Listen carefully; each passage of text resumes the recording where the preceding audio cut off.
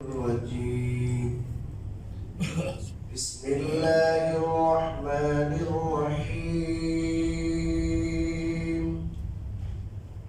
ألف لام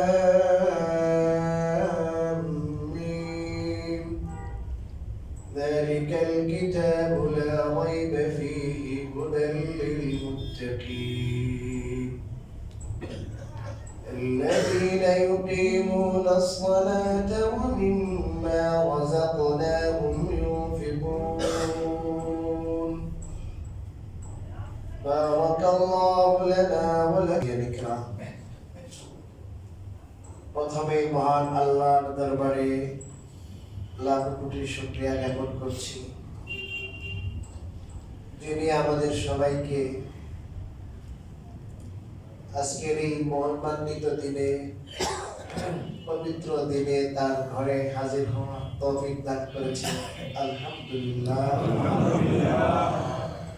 গত সপ্তাহে আমরা রাষ্ট্রনায়ক হিসাবে রাসূলুল্লাহ সাল্লাল্লাহু আলাইহি ওয়াসাল্লামের যে ভূমিকা ছিল এবং আমরা তার উম্মাহ হিসাবে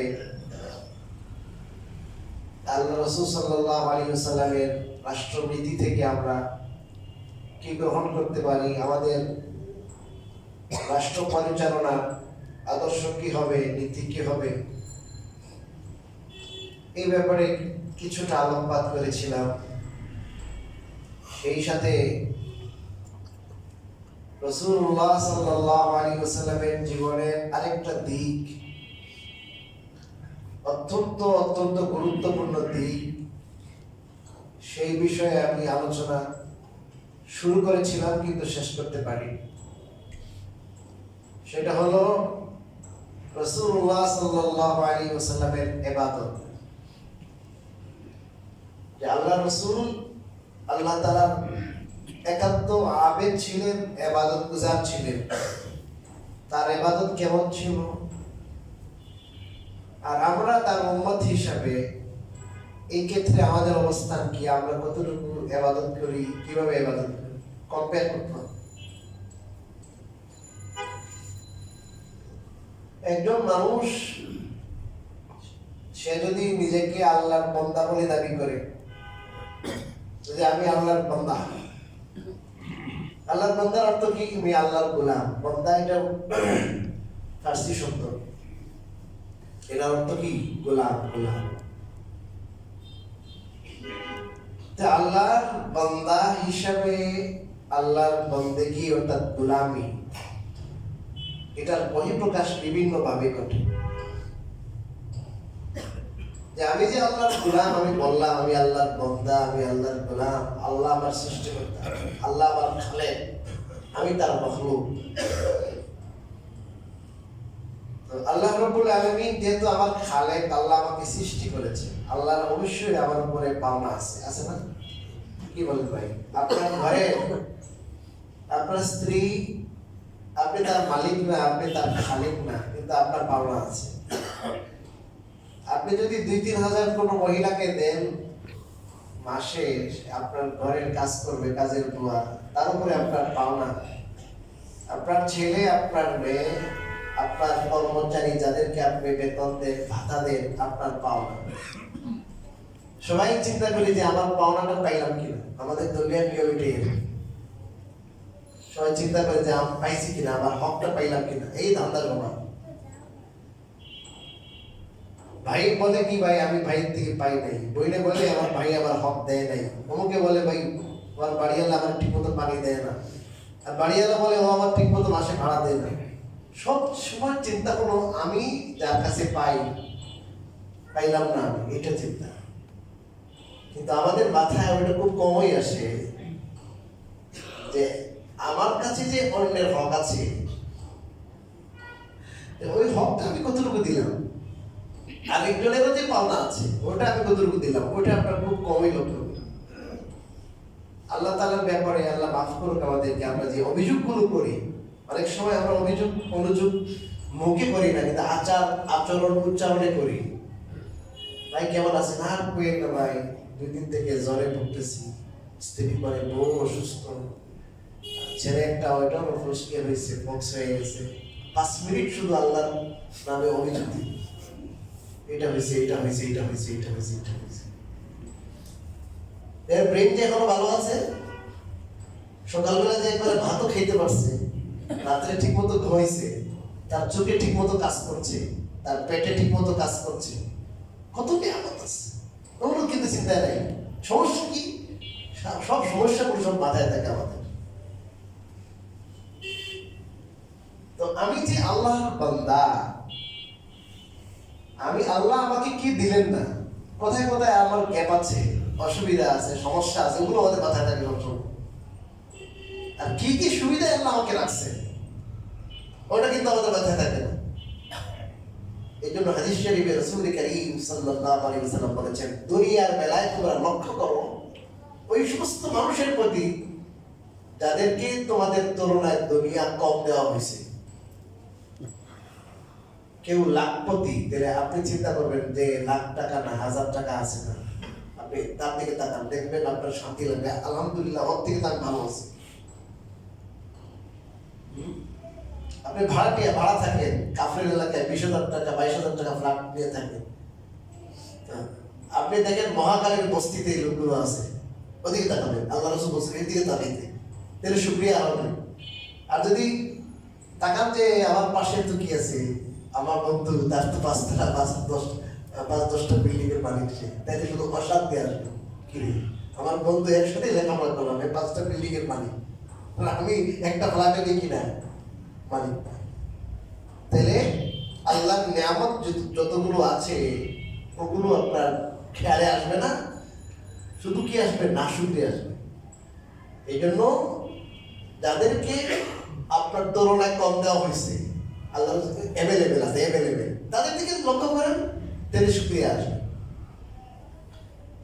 দিনের তুলনা দেখবেন যে আপনার থেকে ভালো যে আপনি কোনো মতে 5 ওয়াক্ত নামাজ পড়েন, জামাতের সাথে পড়তে পারেন না, মানে আপনি যদি দেখেন যে আমার কলিগে তো 2 ওয়াক্ত পড়ে, আমি তো 5 ওয়াক্তই পড়ি না, দিনের ক্ষেত্রে দেখবেন আপনার থেকে ভালো যে 5 ওয়াক্ত মসজিদে এসে জামাতে নামাজ পড়ে, দেখবেন আরে আমি কি, উনি তো আমার থেকে ভালো। আর আপনি যদি 5 ওয়াক্ত পড়েন জামাতে, সুন্নত পড়েন, নফল পড়েন না, বলবেন যে আরেক ভাই এ তো কি আমার থেকে অনেক ভালো, উনি তো নফলও পড়েন না, দীর্ঘ সময় নিয়ে নফল পড়েন। আপনি যদি আলেম না করেন তো ইবাদত গুজার হন, দেখবেন যে আমার আরেক ভাই আমার একসাথে পড়ছি, উনি তো আলেম, আমার থেকে উনি ভালো। দিনের ক্ষেত্রে প্রতিযোগিতা, আমলের ক্ষেত্রে প্রতিযোগিতা, যে উনি আমার থেকে ভালো, আমি কম্পিটিশন করে তার থেকে যেন আগে বাড়তে পারি। আর দুনিয়ার ক্ষেত্রে দেখবেন যে না, আমার থেকে নিচে যে আছে তার দিকে লক্ষ্য করবেন, তখন চিন্তা করবেন যে আল্লাহ আমাকে বহুত ভালোই রেখেছে। এটা হলো নিয়ম, এটা হাদিসের, এটা সাইকোলজিক্যাল একটা ব্যাপার। কিন্তু আল্লাহ রাসূল যেটা বলছেন, আমরা তো অশান্তির মধ্যে থাকি। হাতিমে আসমাদ এক বুজুর্গ, অনেক বড় বুজুর্গ, উনি বলেন যে যখন থেকে আমি জানলাম যে আমার রিজিক মুকাদ্দার, আগের থেকে আল্লাহ তাআলা ঠিক করে রাখছে, তখন থেকে আমি রিজিকের চিন্তা একবারই বাদ দিয়ে দিয়েছি। কারণ কে কতটুকু রিজিক পাবে, কোথায় পাবে, কি খাবে, কতটুকু খাবে, সব আগের থেকে আল্লাহ রাব্বুল আলামিন লিখে রাখছে। এর চেয়ে বেশিও খাওয়া যাবে না, কমও খাওয়া যাবে না। হাদিসে আছে, ওয়ালান তামুতা নাফসুন হাত্তা তাস্তাকমিলা রিজকাহা, কোন প্রাণী মরবে না, খেয়াল করবেন, কোন প্রাণী মৃত্যুবরণ করবে না যতক্ষণ পর্যন্ত আল্লাহ তার ভাগ্যে যে পরিমাণ রিজিক বরাদ্দ রেখেছেন সেটা শেষ না করছে, পরিপূর্ণ না করছে। একটি দানা আছে বাকি, আপনি মরবেন না, ওটা খেয়ে মরতে হবে।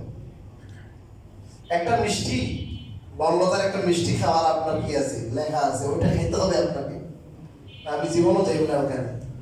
তো এরপরে আপনি না গেলেও আপনাকে জোরে খাওয়ানো হবে, আপনি খাবেন না, আপনি না খেয়ে মরবেন না। রিজিক যেটা, এটা মাকসুম, বন্টিত, এটা বন্টন করা হয়ে গেছে। জোরে মিছিল মিটিং কইরা, আন্দোলন কইরা কি আনা যাবে না, রিজিক আনা যাবে না।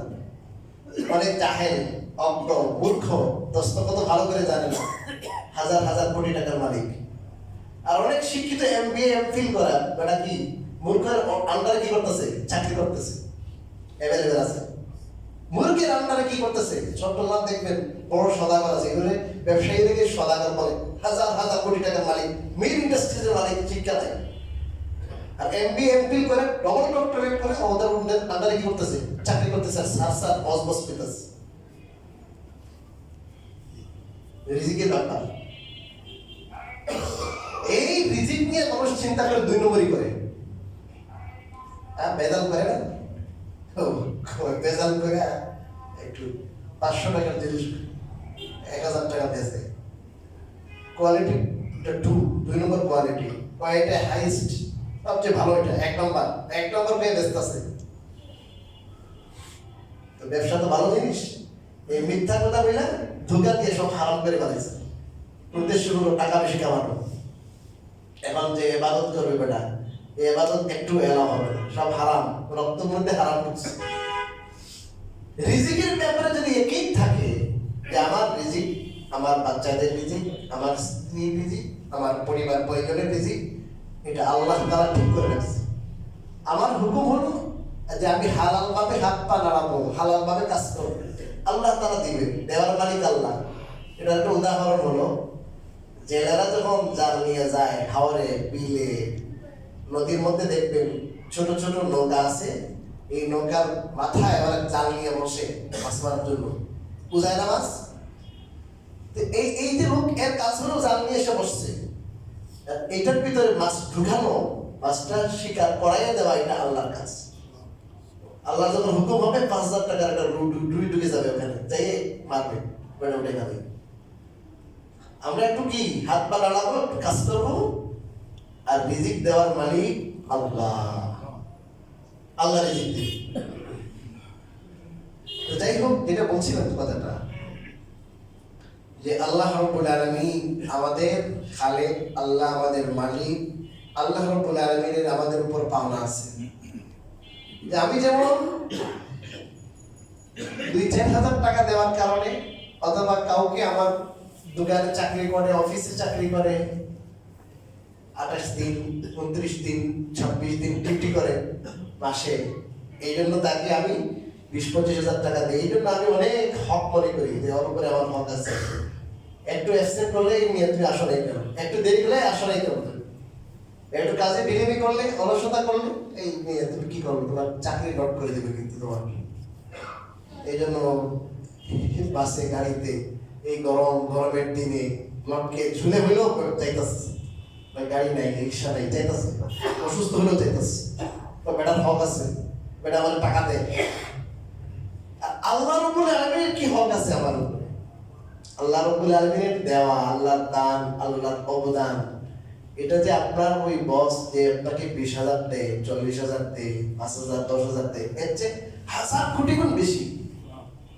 পাতা চুল থেকে নিয়ে পা পর্যন্ত আপাদমস্তক আমরা আল্লাহর নিয়ামতে ডুবা। আমার সবগুলো পার্টস যেগুলো দিয়ে আমি কাজ করছি, এগুলো কার সৃষ্টি? আল্লাহ। আমার ব্রেন আল্লাহ, আমার চোখ আল্লাহ, আমি যেটা দিয়ে ভাবি, চিন্তা করি, এগুলো সব আল্লাহ। হাতটা আল্লাহ, পাটা আল্লাহ, জ্ঞান দিয়েছেন আল্লাহ। তো সেই আল্লাহর হক আমি আদায় করবো কিভাবে? আল্লাহকে প্রথমে আমি একক মনে করতে হবে, যে আল্লাহ এক, আল্লাহর সাথে কোনো শরীক নাই, এটা 1 নম্বর।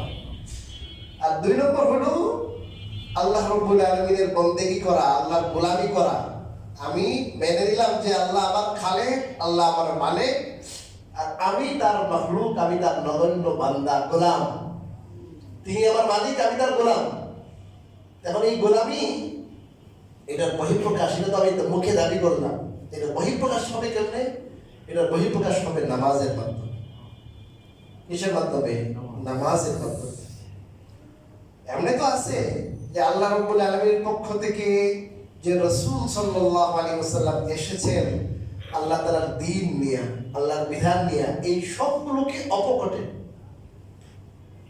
একবারে নির্দ্বিধায় দিলে জানে মেনে নেওয়া, এটা তো একটা, এটা হলো আপনার আকীদা এবং বিশ্বাসের দিক থেকে। আর আমাদের দিক থেকে আপনি যে মানলেন, এটা প্রমাণ কি? আপনি যে মানছেন, বিশ্বাস করছেন, প্রমাণ কি? এটা প্রমাণ হলো যে আপনি আল্লাহর সামনে মাথা নোয়াবেন, আপনি আল্লাহর সামনে নিজেকে মিটাই দিবেন, আপনার হীনতা দীনতা এটা বহিঃপ্রকাশ ঘটাবেন যে আল্লাহ আমি আমাকে সম্পূর্ণ আপনার সঙ্গে সারেন্ডার করলাম।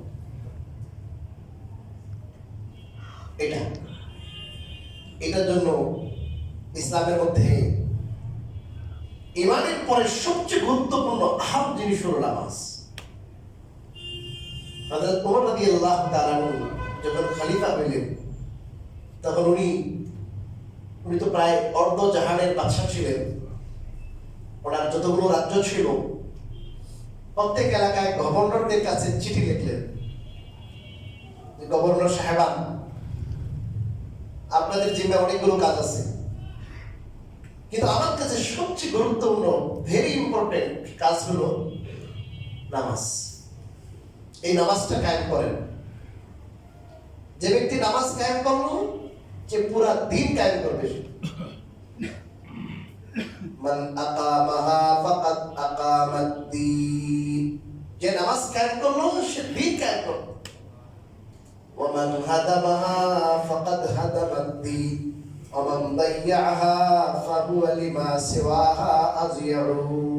আর যে নামাজকে নষ্ট করবে সে নামাজ ছাড়া দিনের অন্যান্য যত বিষয় আছে এগুলোকে আরো বেশি নষ্ট করবে।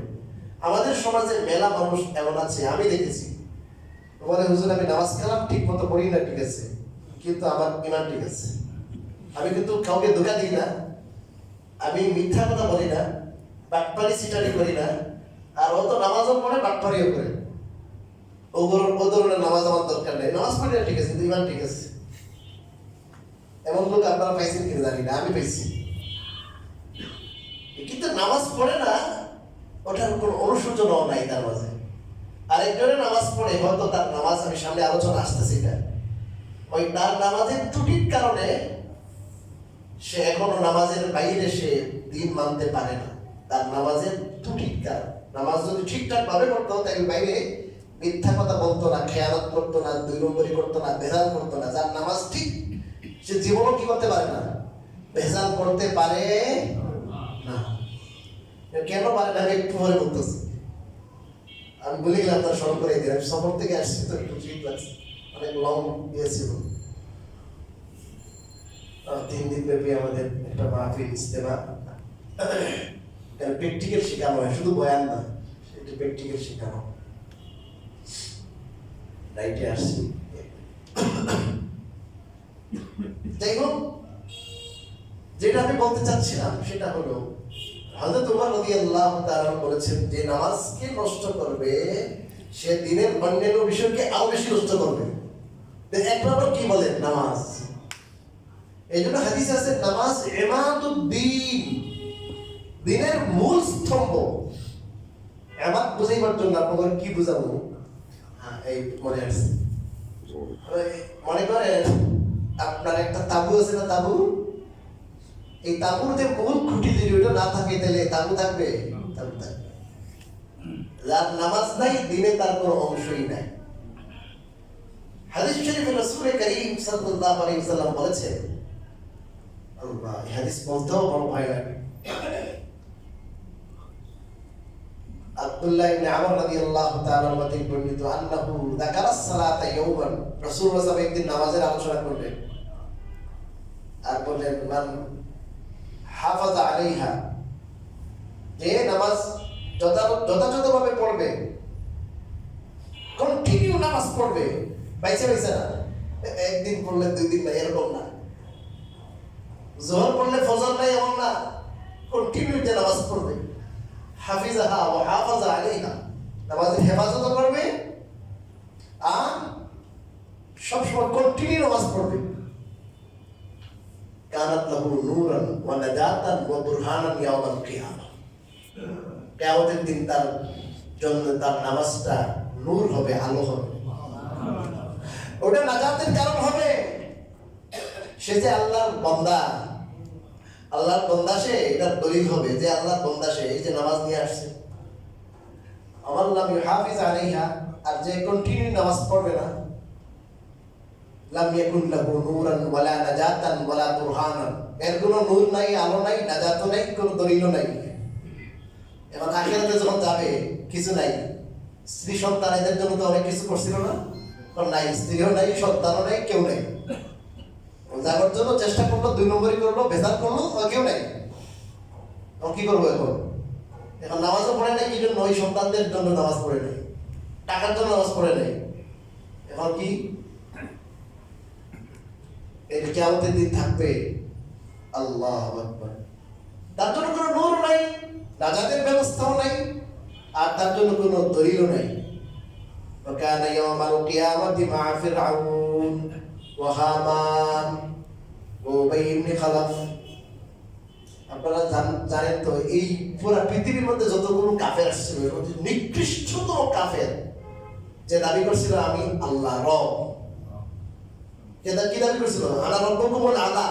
যে নিজেকে আল্লাহর বিপরীতে নিজেকে রব দাবি করেছিল, এই ধরনের কাট্টা কাফের হলো ফেরাউন। ফেরাউনের সাথে তার হাসর হবে। দুনিয়াতে অনেক বড় পয়সার মালিক, অনেক সম্পত্তির অধিকারী, আর কিয়ামতের দিন যদি ফেরাউনের সাথে হাসর হয়, তাহলে ফেরাউনের যে অবস্থা হবে, এর তো ওই অবস্থা হবে। আর অনেকগুলো কাফেরদের কথা বলছে, আমার সময় নেই। আল্লাহ রাসূল সাহেবের যুগে বড় কাফের ছিল উমাইয়া ইবনে খালাফ। উমাইয়া, এই উমাইয়া আল্লাহ রাসূলের জানের দুশমন ছিল। একমাত্র কাফের যাকে রাসূলুল্লাহ সাল্লাল্লাহু আলাইহি ওয়াসাল্লাম একটা তীর নিক্ষেপ করেছিলেন, আর কাউকে হুজুর সরাসরি মারেন নাই। সে বলছিল, আল্লাহ রাসূলকে বলছিল সে মারবে। আল্লাহ রাসূল বলছেন তুমি আমার মারবে না, আমি তোমার মারব। কথা বলছেন? এই কথা তো কমিটমেন্ট ঠিক থাকে। হালকা একটা আঘাত করেছিল, হালকা ফায়জানে আমলে আছে, বুঝছেন? ওইটার ব্যথায় সে চিল্লাইতে শেষ। মানুষ হাসছে, নেমে কি হয়েছে, একটু রক্ত লাগিয়েছে, কি হয়েছে এত? মোহাম্মদ যদি একটু তুতু ফলাইতে তাও আমার মারা যেতাম। নিয়ে তুমি কি জানো, আমার বলছিল ওই সময়, অনেক আগেই বলছিল আমি তোমার মারবো। যাই হোক, কাফেররাও কিন্তু আল্লাহ রাসূলের কথাই কিন্তু 100% বিশ্বাস করতো। আমাদের অতটা একই নাই। এই বর্তমান যুগের মুসলমানদের, ওই যুগের কাফেররা ততটা কি করতো? আল্লাহ রাসূলের কথাকে বিশ্বাস করতো, মানে নাই আর কি। ওই একমাত্র কাফের ছিল এই উমাইয়া ইবনে খালাফ। আল্লাহ রাসূল বলেন এই কাফেরের সাথে হাসর হবে ওই বেনামাজি, যে বাইসে নামাজ পড়ে। 50,000 বছরের দিন হবে কিয়ামতের দিন। সামান্য অজুহাতে নামাজ নাই, ভালো লাগতেছে না, সফর থেকে আসছি, শরীর ভালো লাগে না, ফজরের নামাজে রাতে ঘুম ঠিক হয় নাই, অপেক্ষা করতেছে আপনার জন্য ওইটা। আল্লাহ, একজন সাহাবী অন্ধ, খেয়াল করেন, আব্দুল্লাহ ইবনে উম্মে মাকতুম আসে, হুজুর আমি তো মসজিদে আসতে চাই, কিন্তু হুজুর আমি অন্ধ, যে আমি কি অন্ধ, আমার জন্য কি মসজিদে আসা জরুরি? না না, তুমি যেহেতু অন্ধ তোমার লাগবে না, ওরে চলে দিতেছে। খেয়াল করেন তো, চলে যাচ্ছি, হুজুর আবার ডাকতে, এদিকে আসো আসো আসো, আবার তোমাকে নিয়ে আসার মতো কেউ আছে? জি হুজুর আছে, নিয়ে আসার মতো লোক আছে, তাই তোমাকে আসতে হবে। অন্ধকে ছুটি দেয় নাই, আর আমরা সামান্য অজুহাতে কি নামাজ বাদ দিয়ে দিতেছি, সামান্য অজুহাতে। এই জন্য নামাজের ব্যাপারে ঢিলেমি করা, নামাজের ব্যাপারে ত্রুটি করা, এটা বড় অপরাধ।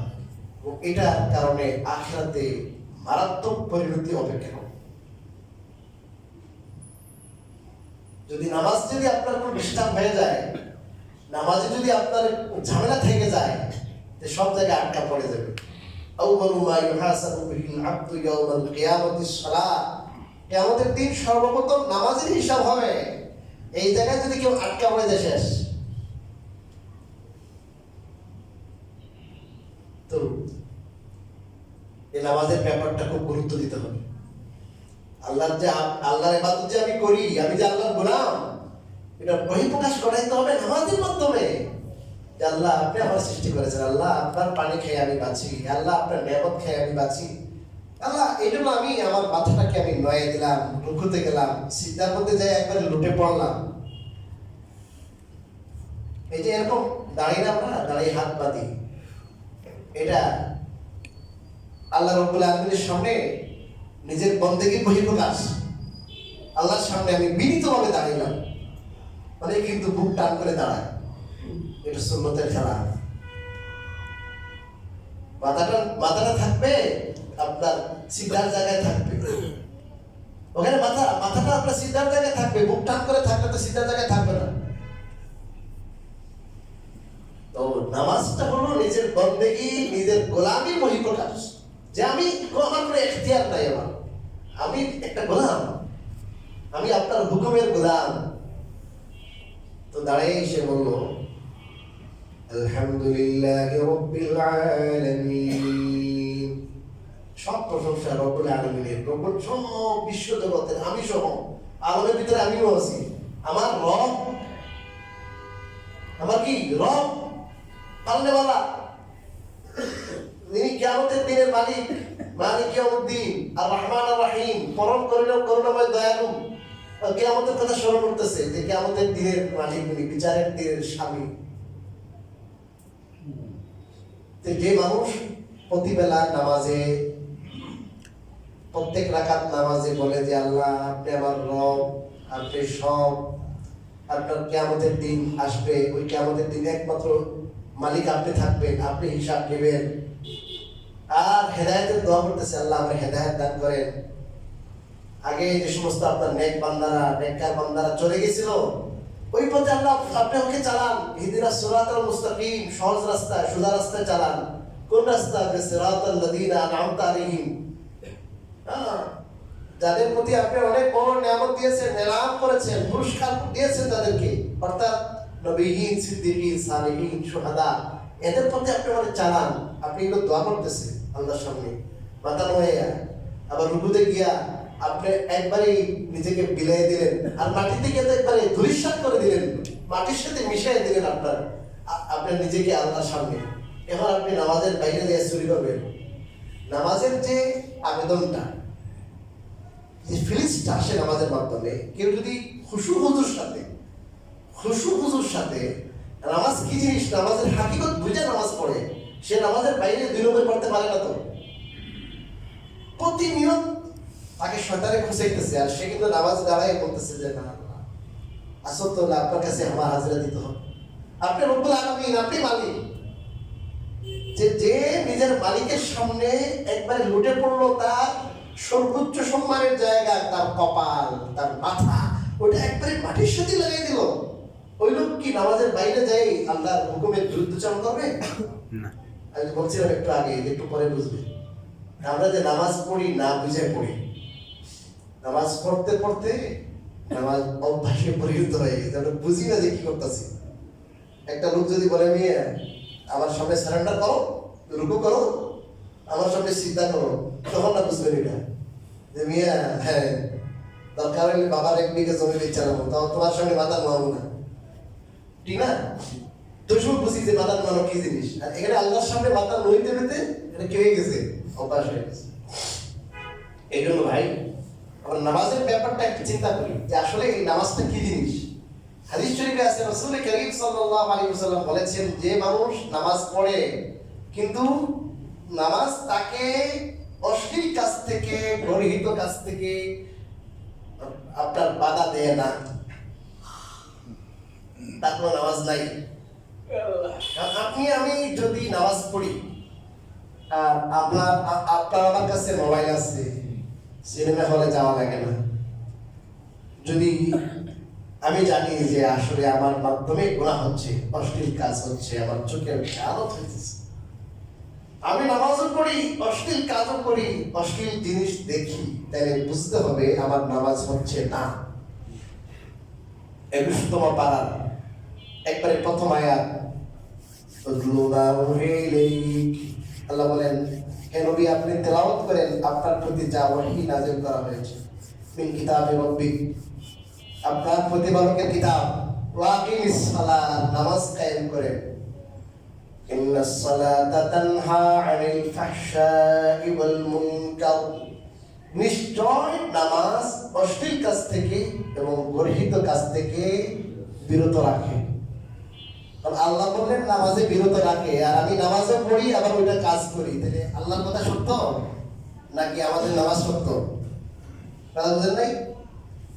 আল্লাহ রাব্বুল আলামিনের কথা 100% সত্য, আর আমাদের নামাজটা মিথ্যা। এই নামাজটা আসল নামাজ না, এটা ফর্মালিটি রক্ষা করা হচ্ছে। অনেকের বাসা বাড়িতে কি আছে, অনেক ফলের আকৃতি আছে, প্লাস্টিকের ফল আছে, প্লাস্টিকের ফুল আছে, আছে না নাই? প্লাস্টিকের ফল, প্লাস্টিকের ফুল, এটা কি আসল ফল, আসল ফুল? হ্যাঁ, নাকি এটা নকল? এটা নকল, এটা প্লাস্টিকের। তো ওইরকম আমাদের নামাজটা, ওই নামাজের মধ্যে জান নাই, ওই নামাজের রূহ নাই, ওই নামাজের হাকিকত নাই। এই জন্য আমাদের আলোচনা করতে হবে যে রাসূলুল্লাহ সাল্লাল্লাহু আলাইহি ওয়াসাল্লামের নামাজ কেমন ছিল। রাসূলুল্লাহ সাল্লাল্লাহু আলাইহি ওয়াসাল্লাম বলেছেন, সল্লু, তোমরা নামাজ আদায় করো, কামা রাআইতুমুনি উসাল্লি, যেভাবে তোমরা দেখেছো আমাকে নামাজ পড়তে। আর কোরআনে কারীমের যে আয়াত আমি তেলাওয়াত করেছি সূরাতুল বাকারার প্রথম থেকে, ওখানে আল্লাহ বলেছেন কোরআন মুত্তাকিদের জন্য পথ নির্দেশক। কোরআন হেদায়েত করে, পথ নির্দেশ করে কাদেরকে? মুত্তাকিদেরকে। মুত্তাকিদের প্রথম পরিচয় আল্লাহ বলেছেন আল্লাযীনা ইউকিমুনাস সালাহ। কোরআন কাদের জন্য হেদায়েত? মুত্তাকিদের জন্য। আর মুত্তাকিদের প্রথম পরিচয় যারা নামাজ কায়েম করে। নামাজ আদায় করা এক জিনিস, নামাজ পড়া এক জিনিস, আর নামাজ কায়েম করা ভিন্ন জিনিস। মুফাসসিরিন কেরাম বলেছেন নামাজ কায়েম করার অর্থ হলো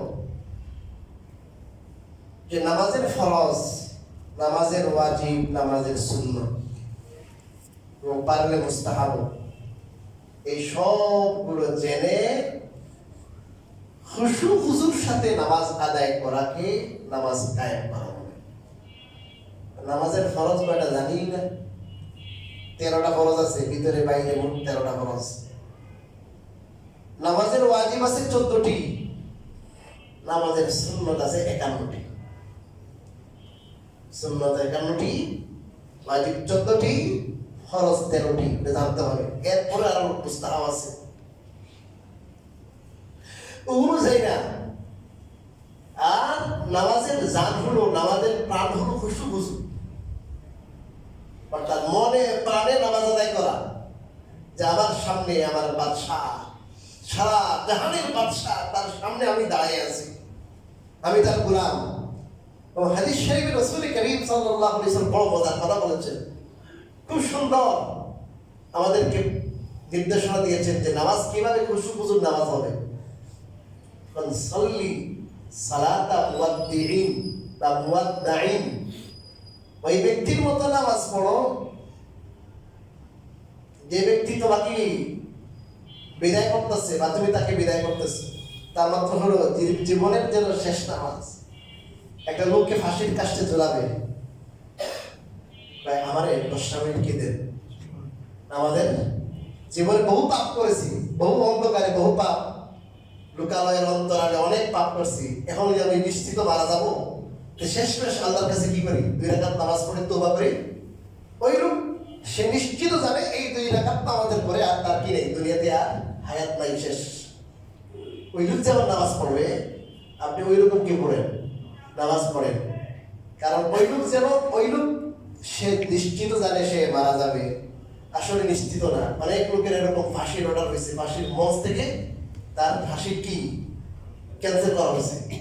আর আমি এই নামাজরত অবস্থায়, আল্লাহর বান্দা আছে আমাদের সিলেটেও আছে, টিকরপাড়া মাদ্রাসা, হুসেইনিয়া মাদ্রাসা টিকরপাড়া, এই বহুত বড় বুজুর্গ প্রতিষ্ঠাতা ওই মাদ্রাসা, উনি আমেরিকায় নামাজরত অবস্থায় মারা গেছে।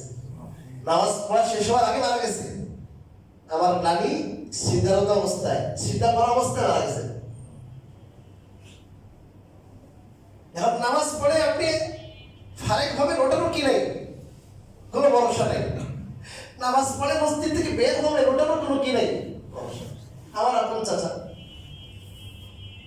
নামাজ পড়বো, আমাদের বাজার করে আসতেছে, বাড়ির মসজিদে গেলে জামাত পাবো না, তেমনি আর একটু পিছনে গিয়া আরেকটা মসজিদ আছে, একটু হাঁটলে ওখানে জামাত পাবো, ওটা কাছে। আর বাড়ির দিকে আগে বাড়ি আগাবে ঠিক কিন্তু ওখানে যেতে যেতে জামাত পাবো না, এই জন্য ওখানে উনি একটু ব্যাক সাইডে গেছে, যাই মাদ্রাসার মসজিদে নামাজ পড়ে আসছে। আস্তে আস্তে আমাদের বাড়ির মসজিদের নামাজ শেষ হয়ে গেছে, মুসল্লিরা বের হয়েছে, উনি ওই দিক থেকে পড়ে আসতেছে। হঠাৎ করে আমার ধরো বাজার টাজার সব সাথে, সুস্থ মানুষ, এই 1 মিনিটের ভিতরে উনি শেষ। ওইখানে লাশ নিয়ে আসছে, লাশ। এই যে উনি 2 রাকাত 3 রাকাত নামাজ পড়ছে আর 2 রাকাত নামাজ পড়ছে, জানে উনি মরবে, জানে না, একটু ওসিয়ত করার কি পায় নাই, সুযোগ পায় না। তা আমি কার জন্য কি করতেছি? এটা আমি দুনিয়াতে বানাইতেছি, ভেজাল করতেছি, 2 নম্বরই করতেছি, কত কিছু করতেছি, কার জন্য করতেছি? এরকম 2 রাকাত নামাজ পড়বো যে এটাই আমার জীবনের শেষ নামাজ, এটাই আমার পুঁজি, এটাই আখিরাতের পুঁজি। এখন নামাজ কায়েম করা কি? যে নামাজের ফরজ। তা নামাজের ফরজের মধ্যে অন্যতম ফরজ হলো নামাজের কেরাত বিশুদ্ধ করা। আমাদের কেরাতের অবস্থা আমরা অনেকেই জানি যে আমার কেরাত ঠিক নাই, আর অনেকে আছেন আপনার কেরাত ঠিক নাই কিন্তু আপনি জানেন আপনারটা ঠিক আছে। आकस के नदानत व बदानत के बदानत, आकस के नदानत व बदानत के बदानत, तर जहले मुरक्कब अबद दहरे बिमानत, जहिलता वलम तालम बिअन्नका जाहिलू वदाक जहलु मुरक्कबिन मिन तमामिल जहालती। কবি বলেন তুমি জানো না, আর এই কথাও জানো না যে তুমি জানো না, অর্থাৎ সে জানে না কিন্তু মনে করে আমি জানি। এই রোগের কোনো চিকিৎসা নেই, কারণ না জানিও সে মনে করে আমি জানি, আমার কোনো কি নাই, আমার সব ভরা, পাত্র ভরা, আমার জ্ঞান দিয়ে না, আমি সব জানি না। আছে না নাই? অনেক মানুষ আছে কিছু কইলে কই জ্ঞান দিয়ে না, জানতো আকাশ কে নাদানত ও বাদানত কে বাদানত, ওই লোক যে জানে না কিন্তু সে জানে যে আমি জানি। কবি বলে এটা জাহলে মুরাক্কাব, এর যে জাহালত অজ্ঞতা হলো ডবল। ডবল মানে সে জানে না, এটা একটা অজ্ঞতা, আর জানে না যে ওইটাও জানে না, এই ডবল অজ্ঞতা। সে জীবনেও ওই অজ্ঞতা থেকে বের হয়ে আসতে পারবে। আপনি যদি জানেন যে আমি রোগী, তাহলে আপনি চিকিৎসা নিতে যাবেন, আর আপনি কোন আমার কোনো রোগী নিয়ে যান, কে ডাক্তার পাক্তার আমার রোগই নেই, তো রোগই নেই আপনি চিকিৎসা নেবেন? অজ্ঞতা একটা বড় রোগ। আমি তো জিজ্ঞেস করি না যে হুজুর আচ্ছা আমার ছেলে ফাতিহাটা ঠিক আছে কিনা একটু দেখেন হুজুর, আমার দয়া কোনো দাইমা সূরা তাহিয়াত ঠিক আছে কিনা, তাহিয়াত কুল হুয়াল্লাহু মানে হে নবী আপনি বলুন আল্লাহ এক আল্লাহু আহাদ। কুল হুয়াল্লাহু মানে আল্লাহকে খেয়ে ফেলান, কুলের জায়গায় কুল বললে হবে আল্লাহকে খেয়ে ফেলান, সামান্য বেশ কম। আলহামদু, আলহামদু মানে সব প্রশংসা, আর আলহামদু যদি হয় অপমান, নাউযুবিল্লাহ, লাঞ্ছনা আল্লাহর জন্য। সামান্য একটা হরফের মাখরাজের কারণে সব শেষ হয়ে যেতেছে। ইনশাআল্লাহ আমি বিস্তারিত আলাপ করব যে নামাজ রাসূলুল্লাহ কেমন ছিল, হুজুর কিরকম নামাজ পড়ছে। আজকে তো বিদ্যুৎ গতিতে নামাজ চলতেছে আমাদের, কি গতিতে? বিদ্যুৎ গতিতে। একটা হাদিস বলে শেষ করি। একজন সাহাবী উনি আসছেন, এসে আল্লাহ রাসূলকে সালাম দিয়েছেন, নামাজ পড়ছেন, নামাজ পড়ে সালাম দিয়েছেন। আল্লাহ রাসূল বলেন ওয়া আলাইকা, ওয়া আলাইকা, হ্যাঁ তোমার উপর সালাম। ইরজি ওয়াসাল্লি ফাইন্নাকা লাম তুসাল্লি, দাও ফিরে যাও আর আবার তুমি নামাজ পড়ো, কারণ তুমি নামাজ পড়ো নাই। এবারে মাত্র নামাজ পড়ে আসছে, আল্লাহ রাসূল বলেন দাও ফেরত যাও, আবার নামাজ পড়ো, তুমি নামাজ পড়ো নাই। উনি কইলে কি আল্লাহ রাসূল কইলে নামাজ পড়ি নাই, আবার গেছে যে পড়ছে, আইসা আবার আল্লাহ রাসূল কইলে আসসালামু আলাইকুম ওয়া রাহমাতুল্লাহ। আল্লাহ রাসূল কইলে ওয়া আলাইকা ফারজি ওয়াসাল্লি ফাইন্নাকা লাম তুসাল্লি, তুমি যাও নিয়ে যাও, ব্যাক করো, তুমি নামাজ পড়ো নাই, আবার যে নামাজ পড়ো। এরকম 3 বার হয়েছে, 3 বার। প্রতিবার আল্লাহ রাসূল বলেন তুমি ফেরত যাও, তুমি নামাজ পড়ো নাই, তুমি আবার নামাজ পড়ো। 3 বারের পরে 4বার উনি এসে কয় হুজুর, যখন আবার নামাজ পড়ছে, আবার আল্লাহ রাসূল ফেরত যাও, তুমি আবার নামাজ পড়ো। হুজুর এর চেয়ে সুন্দর নামাজ আমি জানি না, আপনি আমাকে শিখিয়ে দেন কিভাবে নামাজ পড়লে সুন্দর হবে, নামাজ হবে। আমি তো নামাজ পড়তেছি, আপনি বলেন নামাজ পড়ো নাই তুমি, অথচ আমি নামাজ পড়ছি, তার মানে আমার নামাজটা হচ্ছে না। কিভাবে নামাজ পড়লে নামাজ হবে আপনি আমাকে একটু বলে দিন। আমাদের সময় শেষ হয়ে গেছে, ইনশাআল্লাহ আমি এই ব্যাপারে এই হাদিসটা আগামী সপ্তাহে বলবো। আল্লাহ রাব্বুল আলামিন আমাদেরকে হক আদায় করে খুশু খুজুর সাথে ধ্যান ও খেয়ালের সাথে নামাজ আদায় করার তৌফিক দান করুন। আমিন। ওয়া আখিরু দাওয়ানা আলহামদুলিল্লাহ।